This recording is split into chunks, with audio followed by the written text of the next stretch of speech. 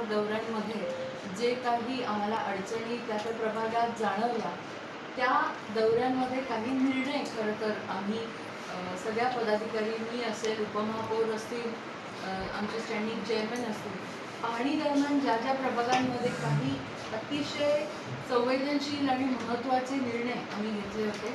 आणि आज आम्हाला आनंद होतो आहे की आपलं सरकार जे आहे महाराष्ट्राचं, ते शेतकऱ्यांना प्राधान्य देत असताना आणि उद्या सन्माननीय मुख्यमंत्री देवेंद्रजी फडणवीस यांचा वाढदिवस असताना पाथर्डीमध्ये आपल्याला माहिती आहे, गव्हाणे इथे जो आपला खत प्रकल्प आहे त्यामध्ये सातत्याने लँड फिलिंग होतं आणि लँड फिलिंग झाल्यामुळे, लिंचिंगमुळे जे पाणी आहे ते अतिशय घाण पाणी खूप वर्षापासून, जवळजवळ 15 वर्षापासून हे शेतकरी त्रस्त होते.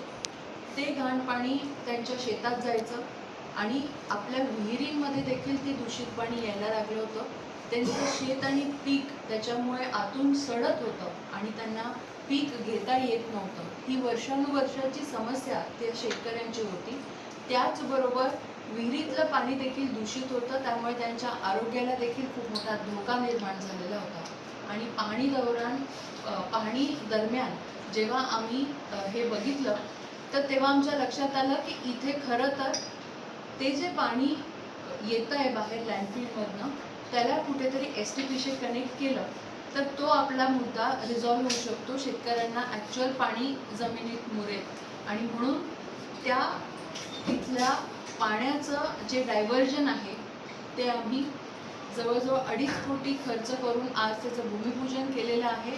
आणि 2.5 कोटीमध्ये आपण ते पूर्ण जे पाणी, खराब पाणी आहे, जे त्यांच्या शेतात जात होतं, जे विहिरींमध्ये जात होतं, त्याला डायव्हर्जन देऊन STPत टाकतो आहे.